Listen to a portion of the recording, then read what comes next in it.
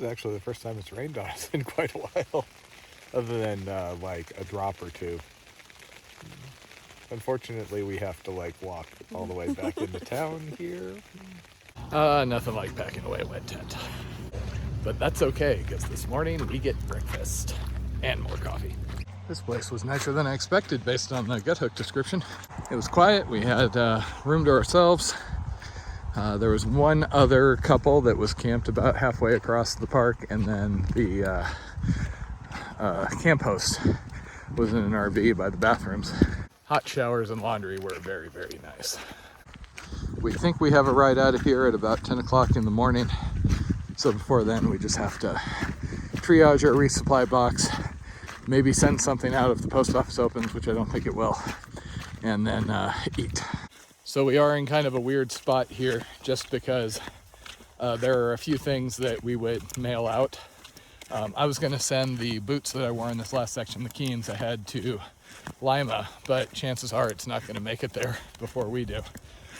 So we're probably just going to end up carrying them with us, which I hate doing because they're size 14 shoes and they're damn heavy. But that way at least I can kind of experiment, because I'm going to go back into a pair of Ultra Olympuses. I've got a fresh pair, and as I've been saying, those worked better for me than anything else. And I don't really have the options. There's not exactly shoe stores out here in Leadore. If I start having a reoccurrence of the arch issue between here and Lima, the plan's going to be probably to order some Ultra Venture Topos. I have used those before. They're about similar to the Ultras, and maybe they don't have that soft arch, which is one of the theories of what's going wrong with the Ultras. Supposedly the weather is going to clear up, though quite frankly we've got steep exposed climbs up ahead. Weather like this means I don't have to carry as much water. And back in the bustling downtown.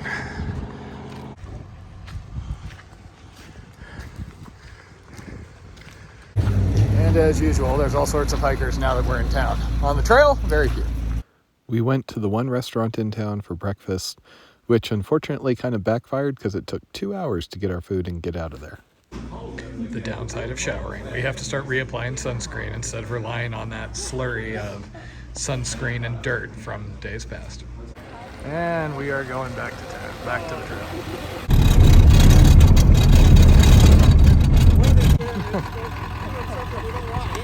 Huge thanks to Trail Angel Randy on the right here, who drove us the 13 miles in and out of town.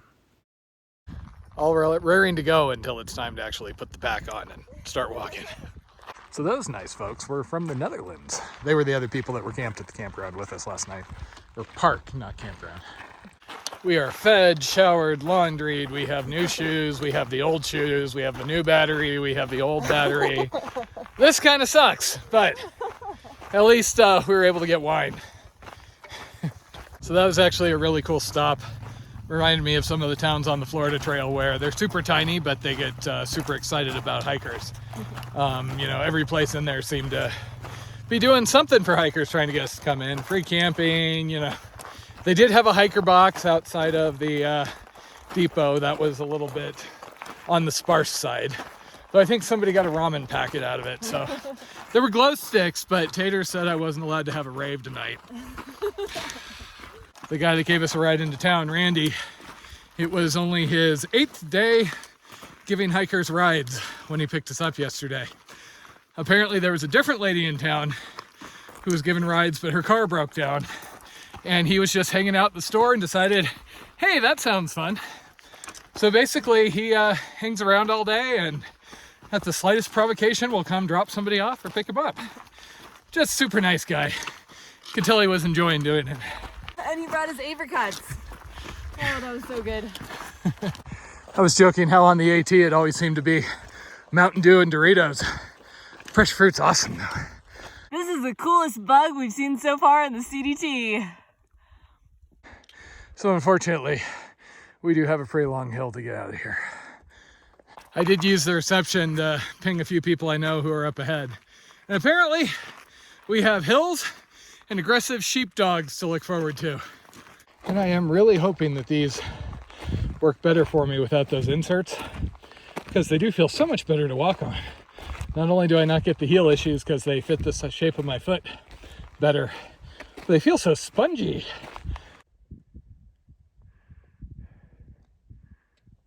It's actually been fun talking to some of the other hikers along here. It's actually restored my faith that there's actually some people doing like the red line out here. We just met a guy, Stormy, who's trying to finish, but has to finish by the 6th. So we're like, oh, you're gonna do Anaconda, huh? And he's like, no, doing the Butte route. So we're not the only ones out here. We're just very far from the majority. It's not the rain I was hoping for, but I'll take the partial clouds.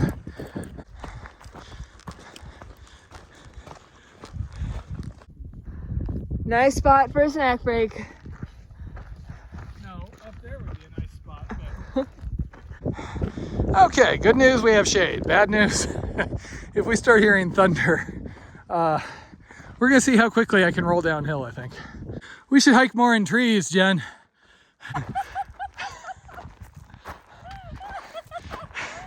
I think she just asked about the historical accuracy of whipping it out to compare crossed with the ye old circle jerk.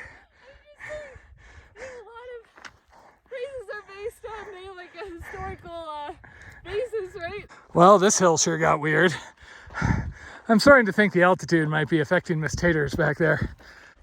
Just a couple more miles of climbing. And then we might have something called a downhill. This is actually kind of my favorite part, or type of trail though. Nice gradual climb. I can do this all day. Steep climb tends to mess with my knee. Downhill definitely tends to beat up the knee. Long gradual uphill, that was why the PCT was so great. Everything's gradual. And even Taters is still smiling. She's just doing a little slower. It's even making me laugh the whole way up this hill. Oh, it's my fault slowing you down, I see. We are getting rain in the area. Over there. Oh, we're good. And we are rolling around along up here around 10,000 feet. I think that bump over there reaches 10K. And we've seen a number of pikas, which has made Taters quite happy. Oh, so pretty. This whole hillside is just covered in gold. Taters found flowers. It's magical. If we get struck by lightning, it's because she spent so much time taking pictures of all the flowers. What? No, it's your fault for like shaking your fist at the clouds. I have always claimed that I knew it was my fault and I was just waiting for the right woman to come by and let me know why. Oh, don't say that. Uh-huh.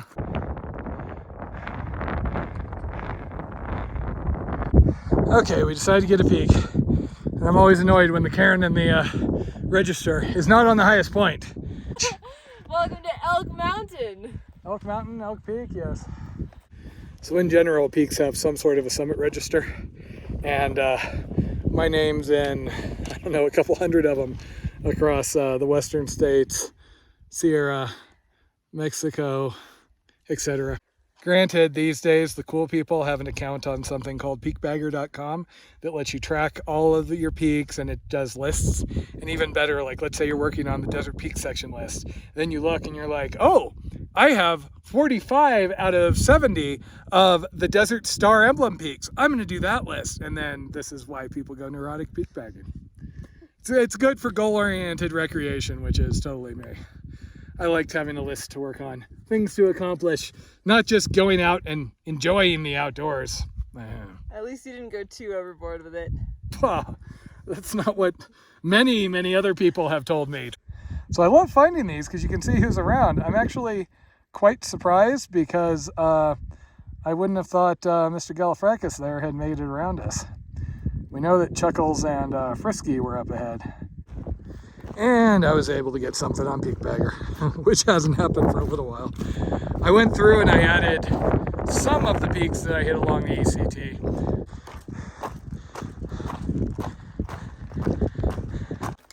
And we got our cow trough. When I heard about all the bad water on the PCT, sometimes the things that people were complaining about were water sources like this, where there was a little bit of slime. I mean, look at that. That is clear water. Beautiful. I'm just nicely here talking to Taters the entire time. She's been struggling to breathe a little. I don't think it's the altitude. I think we need a break. We said we were going to go back to audiobooks for this part. She's like 4 days away from leaving, and now she needs a break from me. I can't breathe. Too many good ideas. The last one had to do with a reboot of American Gladiator, Octotarian edition. Not the gladiators, the contestants.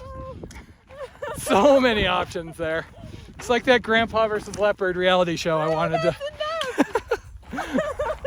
Whoa, huh? See, I of course think that whatever innocent thing I might have said, even if it was a little bit questionable, that was just me bringing joy and laughter into the world. Her, on the other hand, oh, you should have heard today some of the things she laughed at. I think Taters might be a bad person. No, not how it works. I would never have thought of any of those things. Oh, I am a decent person. but now they're stuck in your mind. Just like my special Hollywood sign tour. Oh, don't put that on YouTube. Great idea. Airbnb, contact me. We got a very special listing to go. So I often don't wash things on trail just because it's usually not worth it. You know, we're gonna have another break in a week anyway because we charge, so do it then. But when it's something like a tent fly that gets wet, one of the advantages of having the ULA pack with the top strap plus the foam up there is I have kind of this platform so I can dry things out while moving. Versus like Taters over here, who just spends extra energy during breaks running around and putting things out to get them just like a slight bit drier. On the AT, where nothing dried. The only way to dry anything on the AT, get a room with an air conditioner. Put it on full and then spend the entire night ignoring your girlfriend complaining about how cold it is. That is the only way to dry things on the AT. One day a week when there was sunshine, you could dry things. Yeah, if it wasn't 1200% humidity, aka Pennsylvania in the summer. There are two somethings that are eating. I think it's rocks. Oh, I think it's elk. That's so cool. We got to see some elk on Elk Mountain. That or it looks like Bambi's father.